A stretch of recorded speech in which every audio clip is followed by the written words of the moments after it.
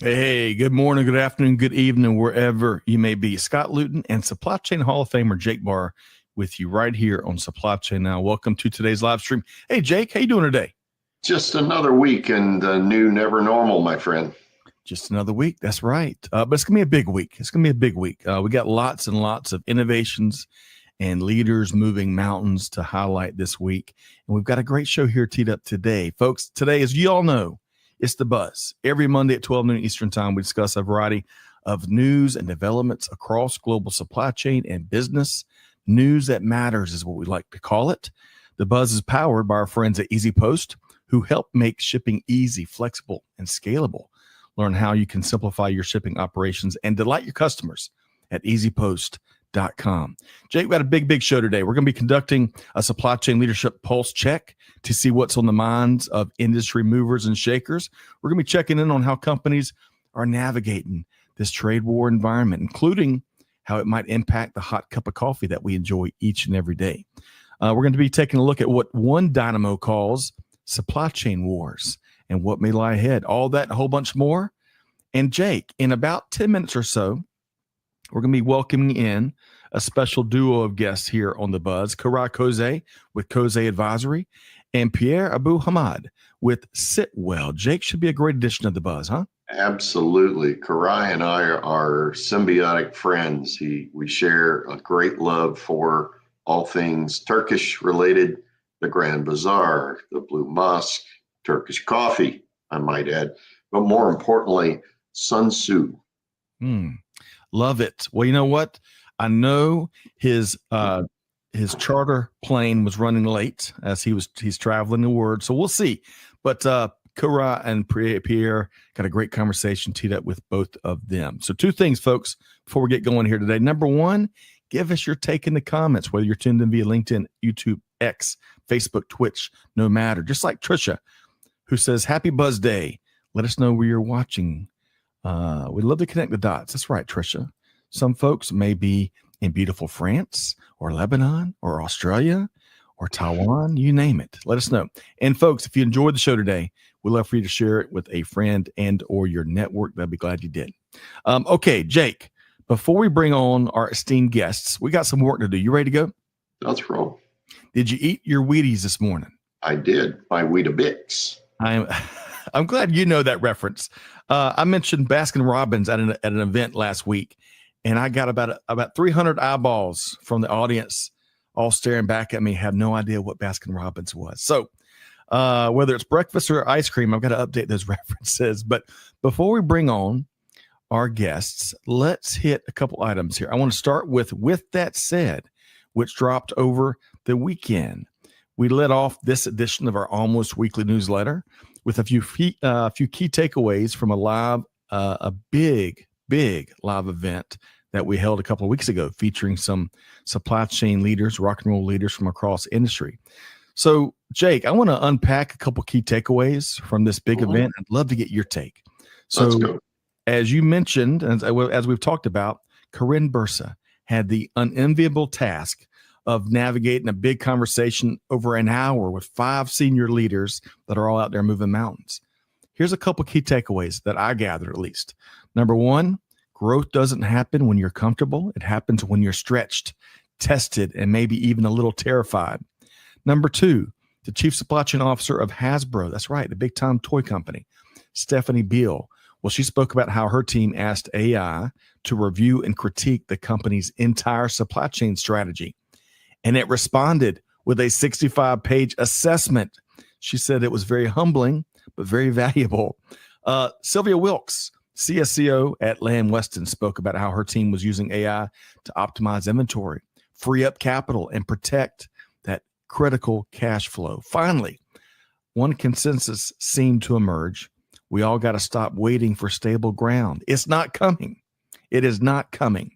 But beyond this recap, With That Said, we included tons of resources and live events, including, Jake, before I get your thoughts here, we got a big upcoming event with Deborah Dole, October 21st, folks. Another Hall of Famer. Another Hall of Famer. That's right. She's going to talk about a couple of different things, but especially on how we can optimize our digital transformation leadership. So join us on October 21st. But Back to the Future, Jake, or Back to the Past, whatever. That big panel event that I was just kind of offering some key takeaways. What were your key takeaways from that big event?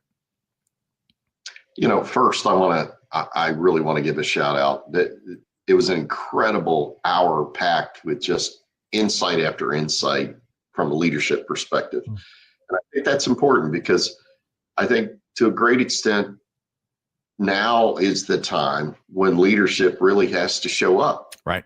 And each of those women did a remarkable job of talking about how they, in turn, in this new period of never normal, are really leaning into the challenge and creating calm out of the chaos. And I think that was something that resonated significantly, right? Each one of them, different industry verticals, different challenge sets, but each one of them has not shied away from the challenge. They've actually doubled down. They've said, hey, it's a time of chaos. Now we need to lean in, be more focused, more choiceful, and more precise in how we want to work our plans.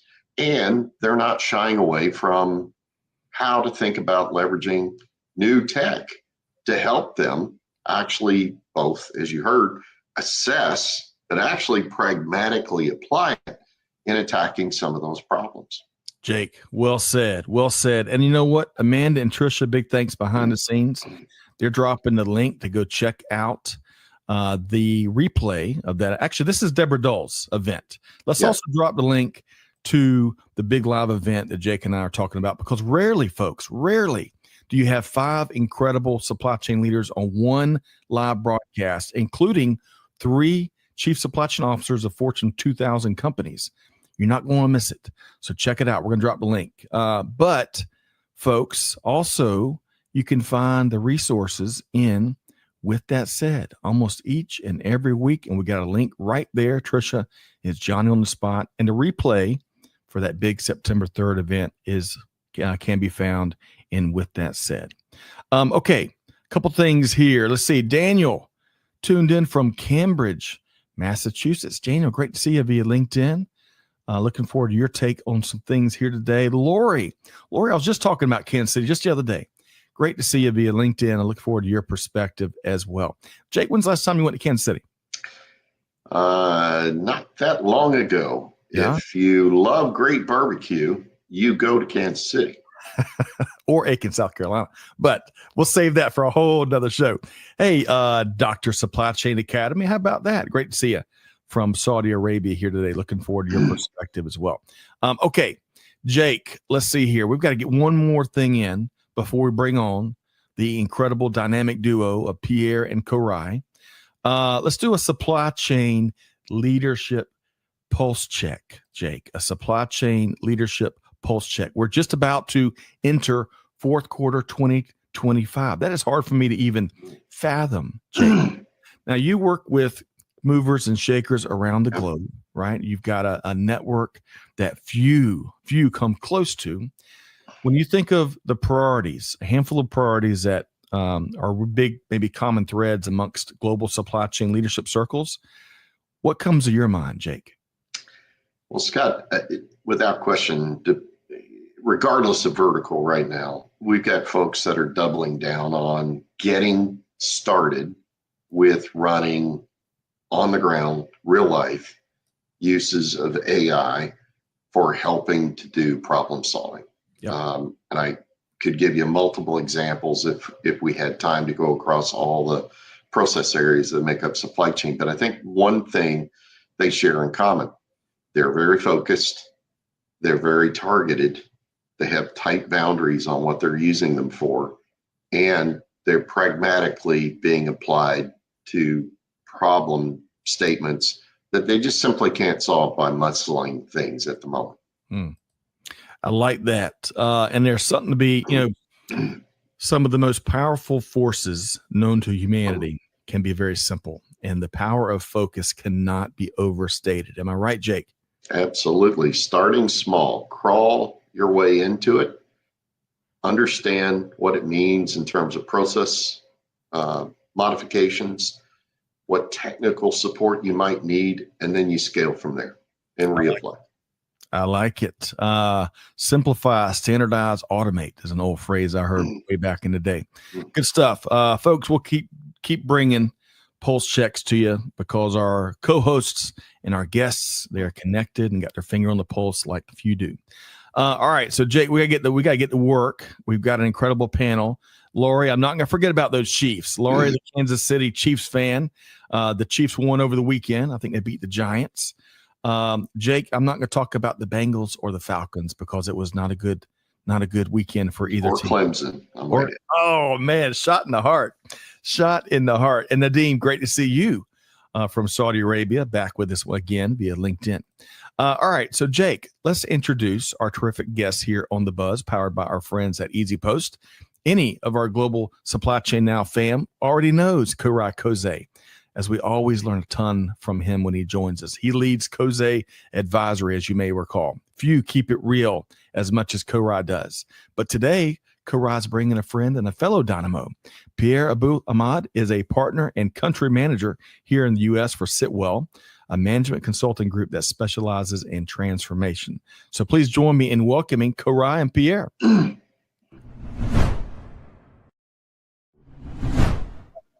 Hey, Koray, how you doing? Very well, yourself? Great to see you. And could I?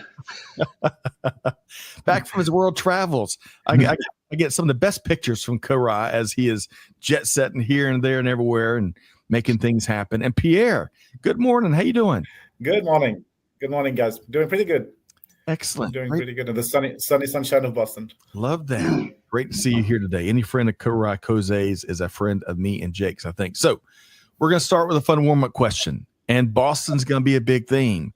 And Pierre, we're going to reference a Boston-related story here in just a minute. But it's a terrific city. I enjoyed visiting a year or so ago. And one of my favorite adventures, Koray, Pierre, and Jake, was visiting the Liberty, which is now a very unique hotel that was transformed from the former Charles Street jail, if I've got that right. Oh gosh, if those walls could talk. It was it's really cool to sit in the lobby and just have a beer and see people come and go. Wonderful, beautiful old structure. But Pierre, I want to ask you. You call Boston home, of course, but you've had some great world travels. What is one city you visited this year that was captivating, Pierre? Well, the one city I visited this year, and I've been around many cities, is definitely Beirut. I'm Lebanese born and spent most of my life in France after that.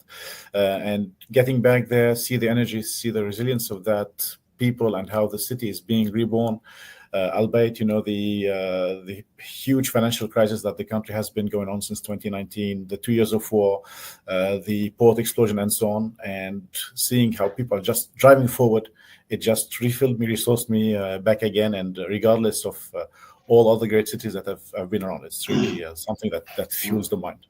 Pierre, I love that. I enjoyed your commentary from your visit. Appreciate you sharing that special trip. Koray, it's been hard to keep up. My head's been spinning all your travel. What's been one of your favorite cities you visited here this year? Well, I have a few, but if it comes to a bit like back to the roots, I would say Istanbul was a great trip, even though it was less than 48 hours. But I was able to have one of those Turkish coffees I like to utilize for my research confirmation. So I did that by the Bosphorus. So if you ever want to know what's happening in the next few years, Scott, you come with me, we sit there and I read your coffee. Yes, we had a nice little exchange about that. I don't think Maxwell Health delivers the same type of crystal ball. No. We got to go out to the middle of the Bosphorus and sit and have that coffee. All right, let's do that. Let's do that. We'll take the buzz on the road. So, Jake, after hearing Pierre and Koray, some of their observations, you travel all the time as well. What's been a cool city you visited this year? I have to say, Scott, look, I could pick a half a dozen international cities. Actually, this year, because of multiple, call it client engagements going on, I've spent a significant amount of time out in Palo Alto, San Mateo, San Jose, because of the AI explosion. And I will tell you, we haven't even seen the edge of what is coming to market in the AI space. And that is great. And Koray being there in Boston knows what I'm talking about as well, because Boston's also a hotbed for then the development of it once it gets some seed capital, et cetera. But fundamentally, what you want to be where the breakthroughs are and where the action is happening. That's right. That is right. Well, I'm excited to rub elbows with all three of y'all and look forward to sharing your insights and expertise with our audience over the next 40 minutes or so. So let's do this. Let's get down to business here on The Buzz, powered by EasyPost. We've got lots of good stuff to get to. I'm going to start with Koray. We're going to start with some coffee. Tariffs and coffee. What a unfun, unpleasant combo. According to the Supply Chain Dive, food and beverage giant J.M. Smucker plans to increase its coffee prices in the next few years due to rising input costs, amongst other things. One of the biggest drivers, tariffs on the imported coffee beans. Now, this price increase would be the company's third one this year alone and the fifth increase since June 2024. And they aren't alone. According to the August Consumer Price Index, coffee is up almost 21% year over year in 2025. Now, in case you didn't know, J.M. Smucker buys 500 million pounds of unroasted coffee beans each year, most of that from Brazil and Vietnam, which, of course, both have been hit with additional big-time U.S. tariffs this year. Brazil with 50%. Now, my hunch is that we're going to see more and more of these types of stories as companies look to the consumer to help take the tariff hits. We shall see. Pierre, let's start with you here. Your thoughts on maybe not just coffee, but how other organizations are navigating these increased input prices largely due to tariffs. Well, it's been a commonplace that coffee, but we've seen also that we've got the cocoa beans, we've got olive oil, we've got many of the commodities that are starting to be hit quite hard by the tariffs, but also by all the issues in terms of war, traffic, and other items.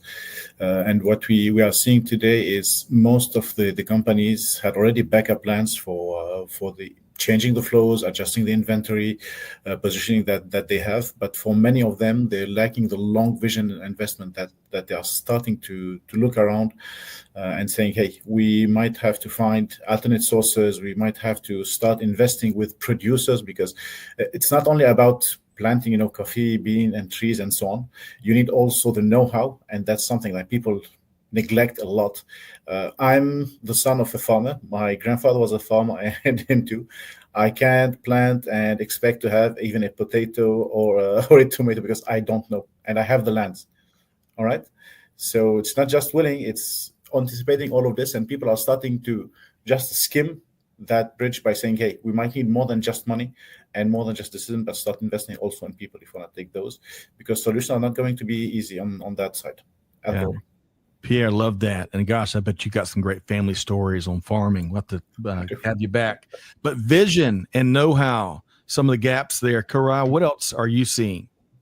I think when we compare the industry, it's not as cohesive, because in coffee you have specialty coffee roasters and then you have mass cheap coffee roasters. And Smuckers is unfortunately one of the cheap, mass coffee roasters. And they generally have a very stable demand and supply and do not have sophisticated supply chain planning or other technology that is ready for disruption. And when disruption happens, that changes the cost equation. They have a hard time to react to that. And hence, we see that once Smuckers raised 18% the price last year, their sales dipped actually 2%, which you can say, okay, that's not too bad. If you have much higher price and a little bit loss in revenue, you're still positive at the end of the day. But that is literally something that they cannot necessarily pull back. So the problem in the mass coffee environment is you have more than just J.M. Smuckers and America runs on Dunkin', which is one of their brands as well. I mean, sometimes they have that, but quite honestly, yes, 2/3 of the Americans drink coffee daily. So it is a beverage of choice for many, but there's way more to look at. It's like taking the Smuckers impact and say, okay, this is the tariffs causing now this issue, because there is industry maturity in that. Think about it like toilet paper, right? The demand never really goes up or down, but if a disruption happens, everybody goes crazy. And in this context, is the switch from Dunkin's to another coffee is really, sometimes maybe a bit of pain, but not something that you would be calling impossible. So I feel for Smuckers, but you had to see this coming, right? If you didn't do anything about it, shame on you. And we will see some activity there. Maybe even Pierre getting involved in the better supply chain transformation there. Hey, I like hearing that. Hey, Jake, what are you seeing? I'm going to double down, because the reality is this is just symptomatic of a much bigger issue, and we can extend it across virtually any of the global commodities. So we have an impact not only of the tariffs and how the ripple effect of the pricing is happening there, but more importantly, we're also having a climate effect situation of scarcity of the goods. And as Pierre was properly pointing out, wait a minute, it's one thing to say, well, just I'll alternate switch between sources. Wait a minute, rare earth materials, commodities, there are only so many places you can actually go to get grains, etc. Right? So you've got to actually step back and start saying, wait a minute, if this is going to be the continuing situation, I actually need to step back and say, hey, we may need to actually cultivate a potato crop in a certain area of the world that we've never done before, right? We may need to double down from a technology. Koray, you like to refer to it, and I do too, as, out of chaos, there's always an opportunity, right? That's right. We're big fans of Sun Tzu, right? You must pre-think those battles in advance. Well said, Jake. Well said. We could probably spend the next hour just focus on this first story, but we got a lot more to get to here today. T Squared says the butterfly effect and the law of unintended consequences are both colliding here. Well said, and appreciate you holding down the fort for us on YouTube. Folks, with each of these stories we talk about, as always, Trisha and the gang drops a link to them, so you don't have to take our word for it. Go check it out and let us know your take. We'd love to hear from you. Okay, Koray, Pierre, and Jake. Let's get to this next story. Now, Koray, I'm going to try my best to not let you down. I tell you what, you write some of the most thought-provoking content you find out there.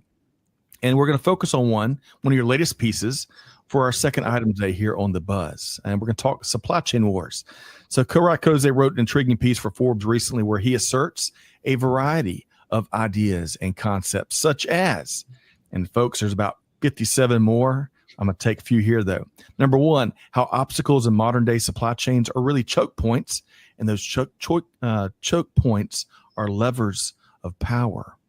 He writes about how we're transitioning from an era that lasted more than 40 years, where the West drove innovation while the East took care of manufacturing.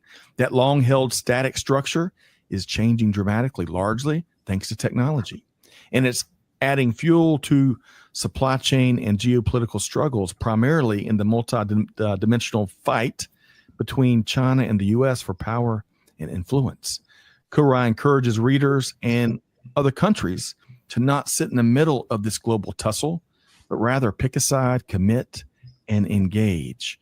Koray, I hope I did you justice there. But folks, you got to go check out the piece. Trisha's dropping it here because there's a lot more to that. But Koray, as folks check out that piece in Forbes, what's a couple of things you really hope that readers take away from your thoughts? I think you summed it up perfectly. So thank you. That is confirmation that I wrote it in a way that I actually put the thoughts into words that are conveyable and understandable. So I appreciate that.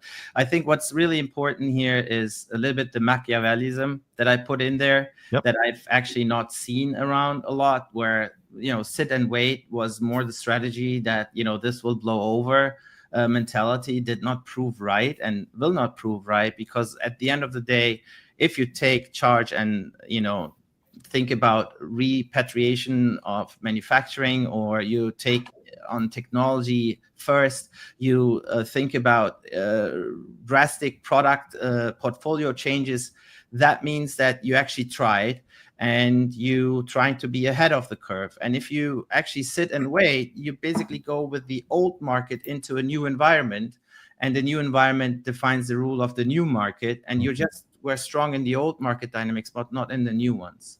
And that usually means you're at a disadvantage. So the Machiavellism in there means like the first mover advantage that we all know in supply chain and sourcing. If you go first to a supplier, you probably get the best price because they have still more capacity. They haven't planned out. So, you know, all the simple things that actually happen everywhere, we need to put it into action in bigger topics as well. And the moment, you know, supply chain officers and procurement officers hear geopolitics, they are like, ooh, I cannot comment on that. I cannot have a position on that. I have to wait. I don't have budget. They have tons of obstacles. And what I've tried to say is like the obstacle becomes the way and not like the waiting period. And in that context, I think we need to write these things in the convergence that is happening. So people walk away with confidence, what they can do, maybe also a little bit of audacity to take a side and choose. And if a company says, I'm now going to focus on a resilience factor that helps me within the block that I'm operating, to constantly supply and create top line revenue, then they think already 10 steps further than the CPO that thinks I have to cost contain now the next tariff wave. Koray, there is so much there. Folks, you got to give it the full read. Don't just take my Reader's Digest first and check it out. Good stuff as always. Pierre, a lot to comment on, but where does your mind go? My mind goes to one simple. I'm a big fan of history and geopolitics. So I think we share that with Koray. And the West versus East. And when we said, hey, we have the innovation, we have the knowledge, and we're going, and the West to keep on pushing, and we will keep ahead. Just we have the minds. I think people just overlooked that history is repeating itself. The US and Japan had the same point after the World War II, where the US was leading, Japan was basically, hey, rebuilding and manufacturing for the US at some point. Then those guys, really hardworking, really thoughtful, and planning for the future, they took sides and they learned from the best. And at some point, Japan today is the powerhouse of innovation on multiple things, on robotics, on AI, on many points, even in management and supply chain and in manufacturing. I mean, the lean system and the Toyota production system, for example, is Deming's PDCA that was at some point learned by the Japanese and rolled out. So, and we did the same strategical mistake in the West with China and with the Far East globally that happened in Japan by saying, hey, we're gonna innovate and manufacture, and those guys are going to be lagging ahead. And what's happening is that today the West is starting to lag ahead on that one because of that, I think, hubris, where we forgot to learn from history again and again, and we can go back further. It's a common theme, right? It's a common theme. We just refuse as humans to really understand our history and how it constantly repeats itself. Jake, I can't wait to hear your take here. Your thoughts? It's easy. They've made the discussion simple. They're right. You've got to understand, if you're not learning from history, then you become a victim of it. Right. So true. It is so true. When will we ever learn? Goodness gracious. A really quick aside, Koray, I want to make sure folks are well aware of your great work with GlobeSec as well. We had General John Allen with us on a previous edition of The Bridge. It was eye-opening when it comes to critical minerals. So, Koray, where would you recommend folks go to check out your work with GlobeSec? So there is, of course, the globsec.org webpage where you can go into the research that we publish for free, which is actually, I think, a good thing to just bring knowledge to the people without creating walls around it. So I think that's a good approach. And then, of course, the webinar we had is also freely available on demand on your platform. And last but not least, just to give us a shout out, contact me, contact General Allen, connect with both of us on LinkedIn. And while we're traveling, we're present. So we're certainly are responsive in that case. So you are present. I don't know how you do it, Koray, but you're very present. Folks, make sure you check out that free research. You will get informed with some eye-opening stuff and issues of our time that we've got to tackle to Koray and Pierre and Jake's points. Jonathan, history is a great teacher, and so great to see you, JT. It's been too long, my friend. Hope this finds you well, Jonathan. Henry, via Nigeria, via LinkedIn. Henry, let us know your take on these topics we're talking about here today.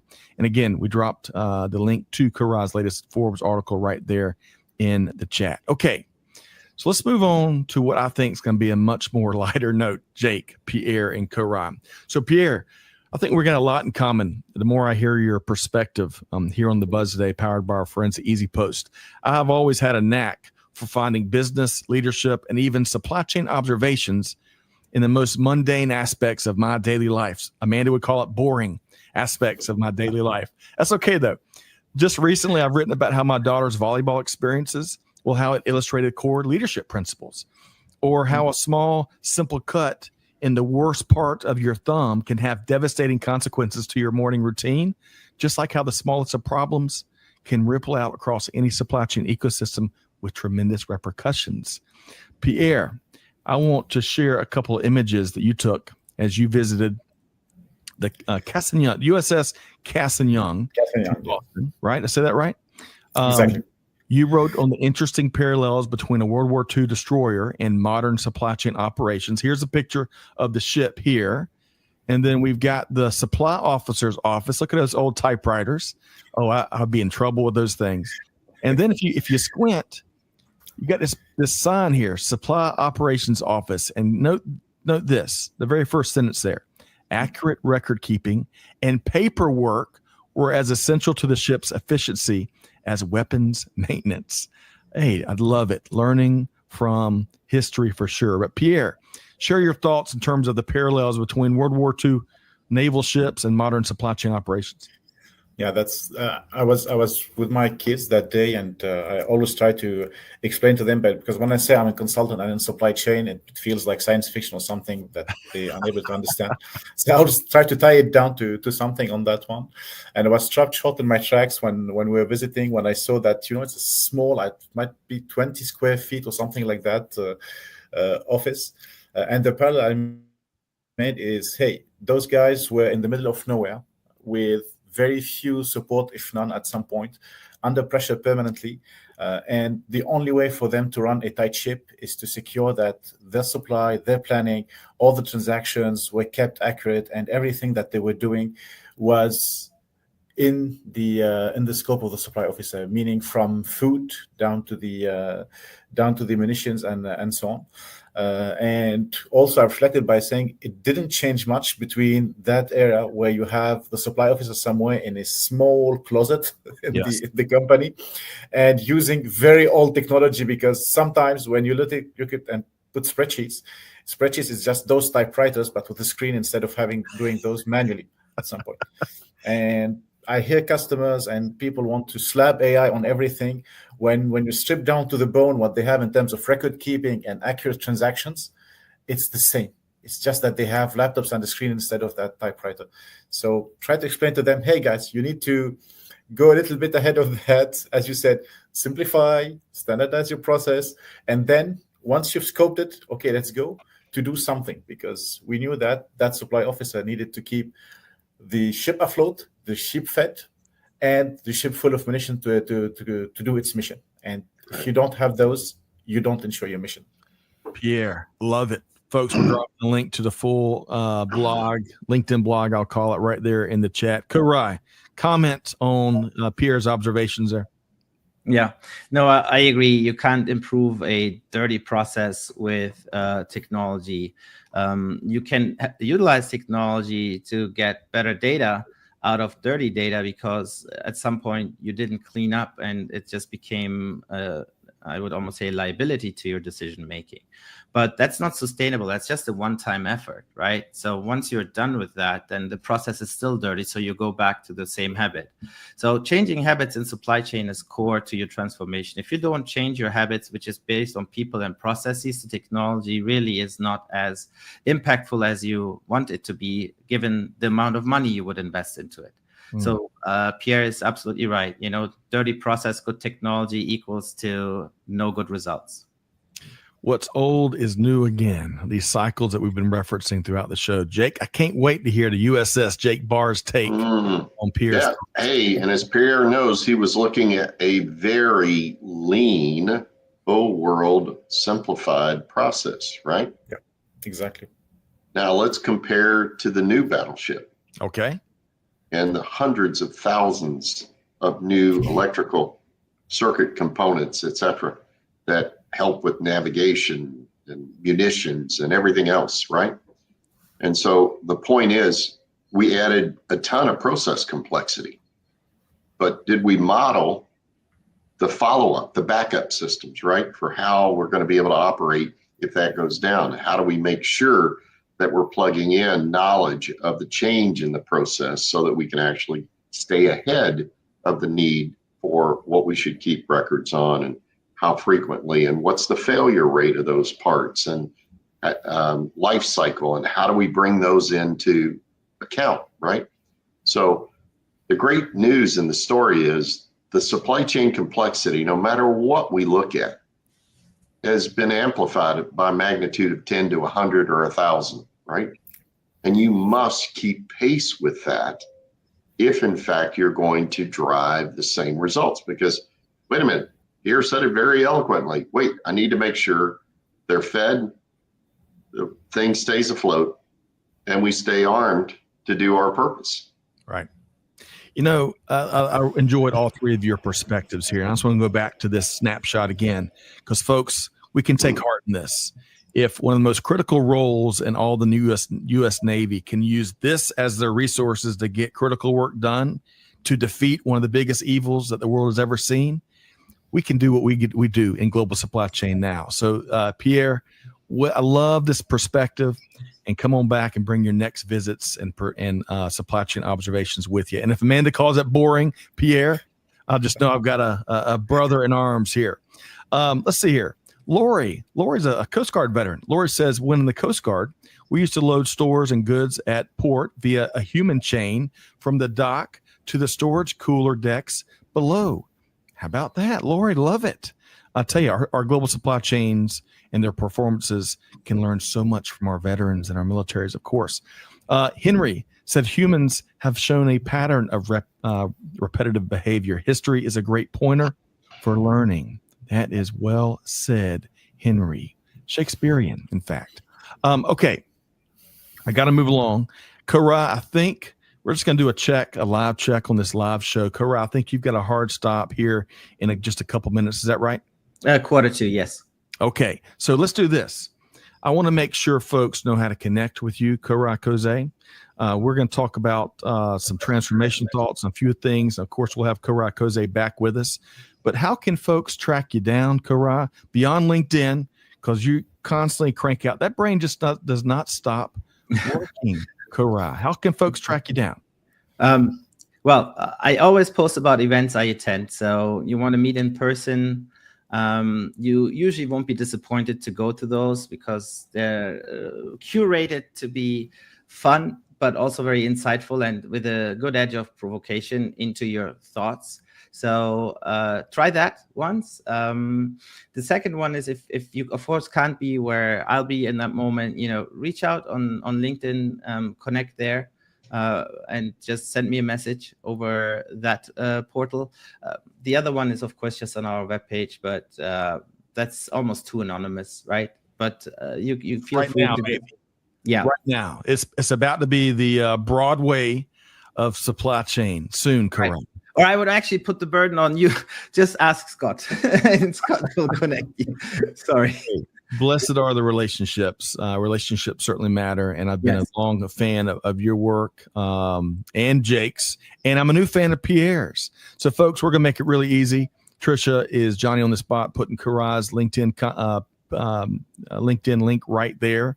We've got koseadvisory.com. And also be sure to check out that last Forbes article, which I think we've got links to GlobSec and some of your other stuff. So, Koray Kose, great to have you here today, and we look forward to having you back again soon. Thank you so much. You bet. Talk soon, Koray.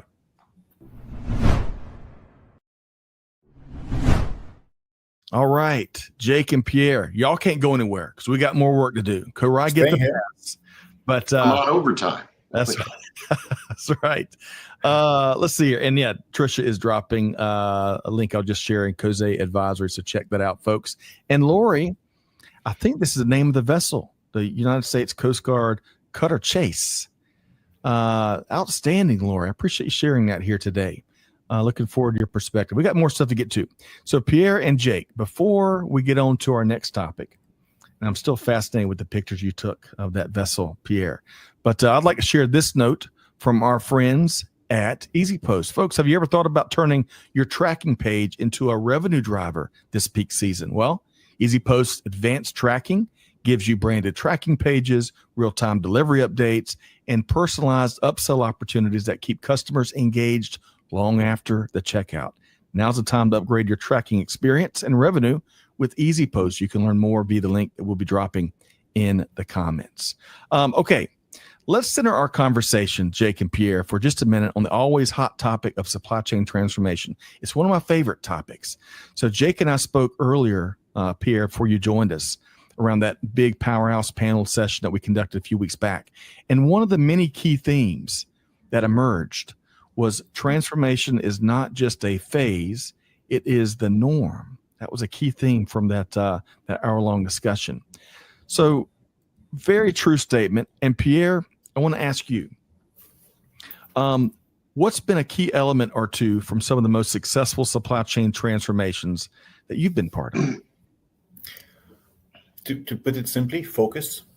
First one is, what are we wanting to achieve, and not say, I just want to transform.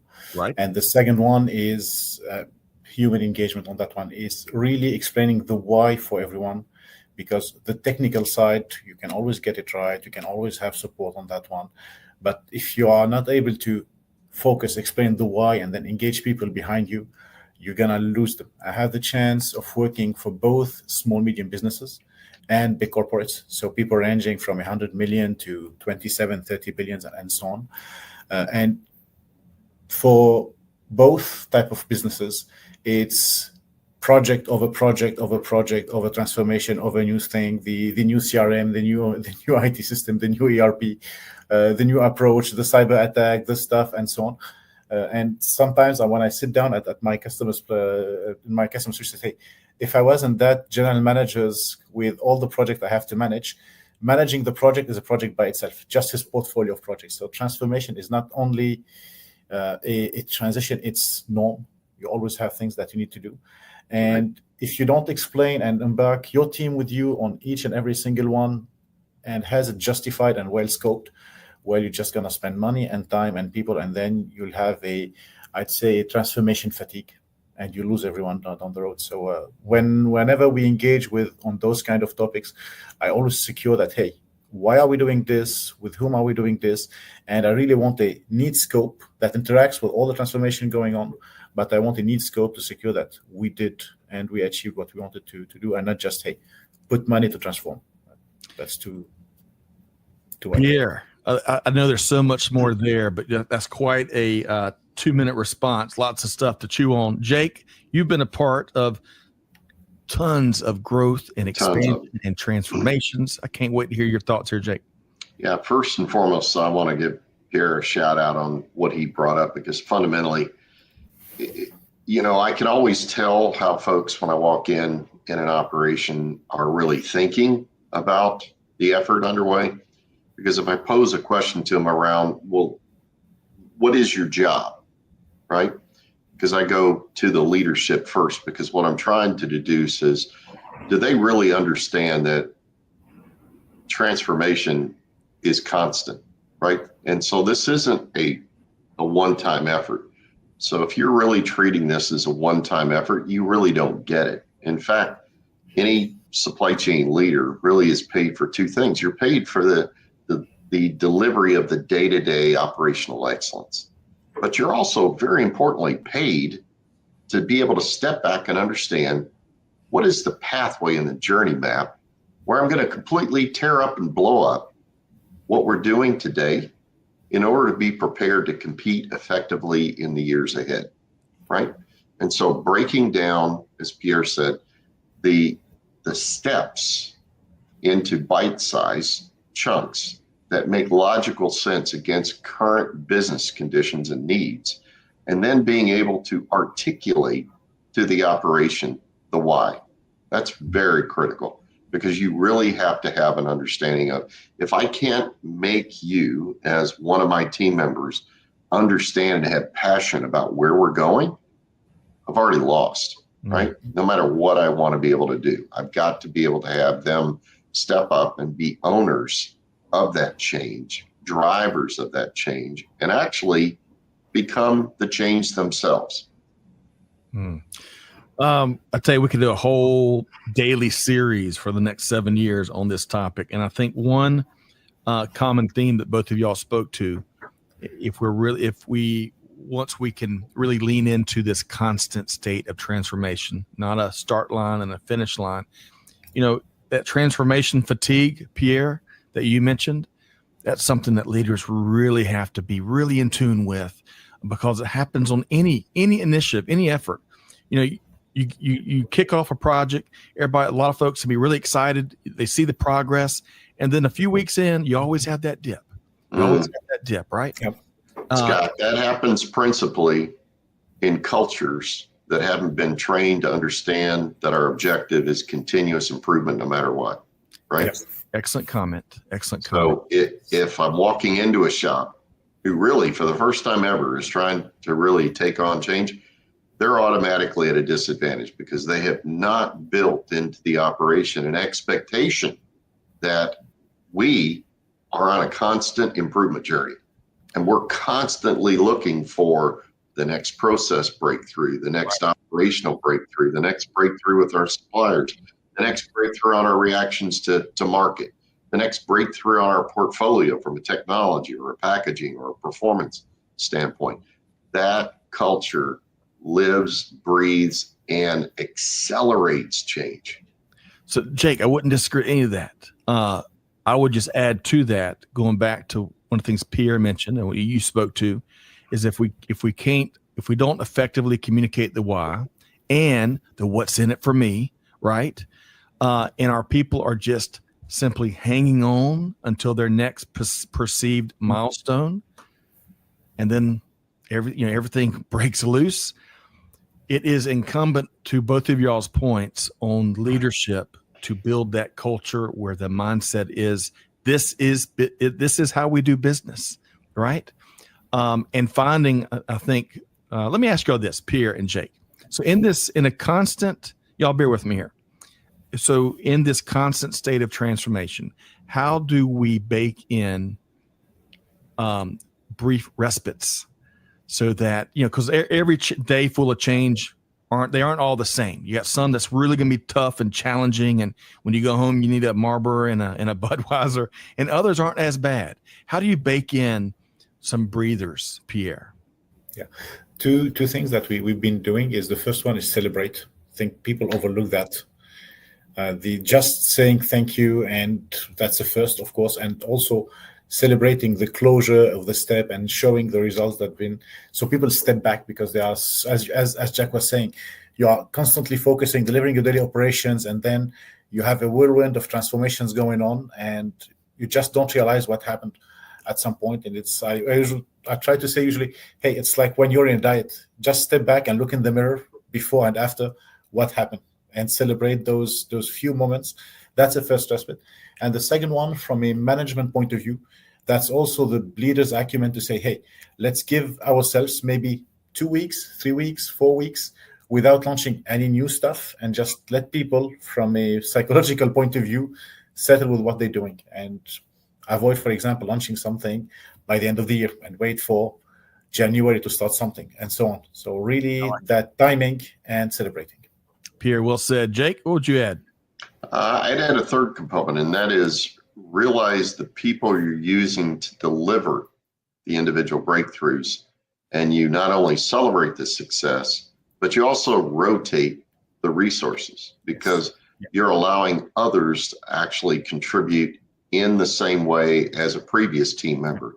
So rotation of the employees for other challenges is very crucial, because then it's not Pierre is the one over and over and over again on every single project. So I always encourage a state where you're using effectively a SWAT team. You're bringing them together, giving them a purpose, unleashing them against the opportunity, celebrating the wins, and then cycling back into the operations and pulling another set of team members to actually get the same experience. Because then success breeds success. You're able to double down, triple down, quadruple down on the number of people that truly is, because as Pierre knows, hey, program management is every day. Right. As you are both sharing these things, it takes me back to the first time I met the late, great Sandra McQuillan in person. And gosh, she had a presence. At the time, she was the chief supply chain officer with Kimberly-Clark. And I was interviewing her and her team about the transformations they were leading. This is probably back 2019, I'll call it. Anyway, it was amazing what they were sharing. And I got kind of caught up in the moment. I said, gosh, y'all must not get any sleep at night. She's like, oh no, Scott, hang on. You're getting us all wrong. We stop and we celebrate as we cross each finish line, but there's lots of finish lines. And it kind of goes to, Pierre, your first point.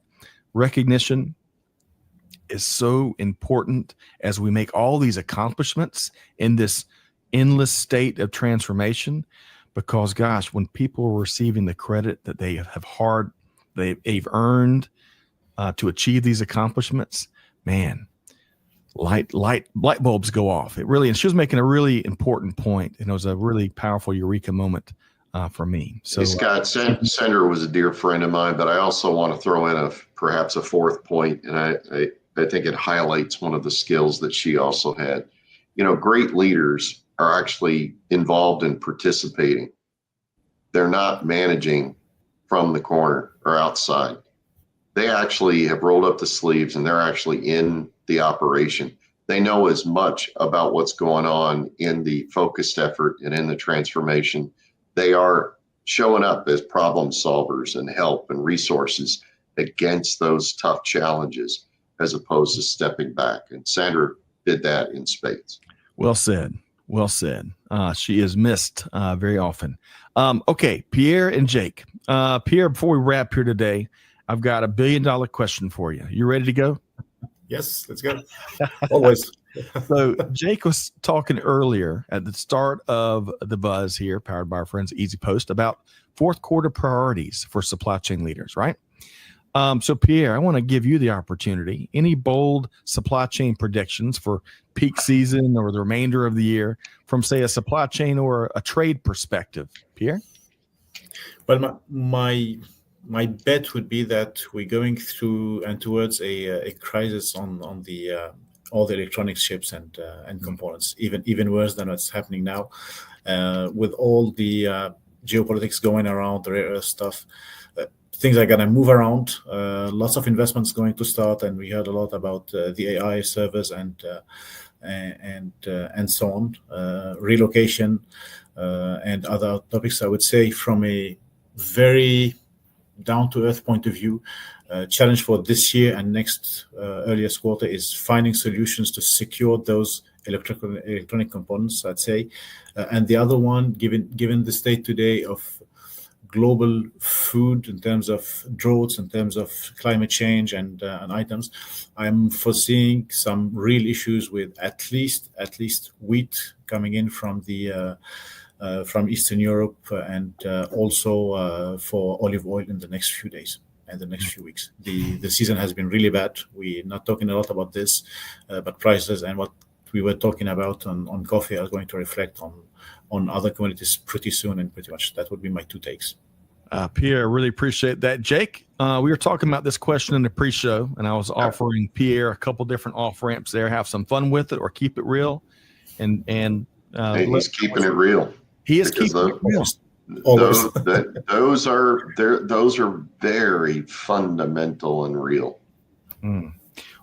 And Jake, would you add any? You get the bonus prediction here on the heels of what Pierre just shared, where it's going to get even tougher. The ramifications, I think, of this what I'll call a needless trade war are going to really bear a lot more painful fruit in the months ahead. Anything to add there, Jake? Look, Scott, I could go to DEFCON 4 with you around some of the projections, but I'm just simply going to say that the tit for tat on ramifications of the tariff implications are not over by a long shot. Yeah. And in fact, you better have your teams really amped up to run multiple scenario reviews of base components, base ingredients, base materials, because we aren't at the bottom of this yet. Yep. So if you're running on technology platforms that look like those old 1935 typewriters, folks. Now's the time. It's past the time to invest. Equip your team with modern innovation and technology. Make their days easier to delight their customers. Okay, what a great conversation here today. Wide-ranging, lots of keep it real moments. I really appreciate the conversation. We'll have to have Koray and Pierre back. I'll tell you, y'all make quite a supply chain band with John Wayne of Global Supply Chain, Jake Barr. So Pierre Abou Hamad with Citwell. How can folks track you down, Pierre? The easiest one is to add me on LinkedIn or follow me up on LinkedIn. That's where I'm not a professional, I'd say, blogger on LinkedIn, but I try to share what I'm doing and some thoughts and articles on that. And on our website also, so citwell.com. You'll be able to find our latest publications and news and user stories that we have with our customers. And also, I'm invited to conferences and speaking here and there, so you'll have all of those news with my contact detail also on my LinkedIn profile. Be happy to share and keep on with the talk whenever you want, guys. Outstanding. Well, Pierre, please keep writing. Please keep writing at the intersection of supply chain and leadership learnings and your travels. I will tell you, it's really well done, and it really brings lessons home that may be just out of reach for a lot of folks out there, including myself sometimes. So check out Pierre. It's on LinkedIn. Thank you, Tricia, and also sitwell.com/US, because I think you're leading the charge for Citwell here across the country here. So y'all check that out. Also, I should say, check out our friends at EasyPost doing some. Speaking of innovative technology, check out what Lori, Kevin, and the team are doing right there. Big thanks to their wonderful sponsorship of the Buzz all September long. Jake, you get the last question today. One key patented takeaway from a big conversation on the Buzz here today. You heard excellent examples today of how you should be walking away saying, my mindset, we are truly in a new period of never normal, right? Yep. And the disgusting thing is, if you walk away from the discussion and you do nothing, you only put yourself further behind. I want to, really give Koray his due. He is one of those strategists that are out there that really asks you to pause for a moment and to reconsider, is your strategy on point or not? And do you have holes that are really going to expose how the operation is able to deliver consistently over the months and the year coming ahead? And I think if you didn't walk away with a reinforced appreciation for, I need to get off my ass and really get to work, you've missed the point. You've missed the point. Don't miss the point, folks. This is a very actionable conversation, and I really enjoyed Pierre, Jake, and Koray's perspective here today. All right, we got to leave it there. I want to thank everybody. What a big show here today. Koray Kose with Kose Advisory. Don't miss out the great research that the GlobSec team is doing, so make sure you check that out as well. Pierre Abou Hamad with Citwell. Thanks so much, Pierre. You're welcome back. My pleasure. My friend.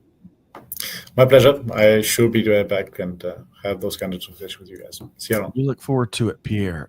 Jake Barr, always a pleasure knocking out these conversations with you, my friend. Thanks for being here.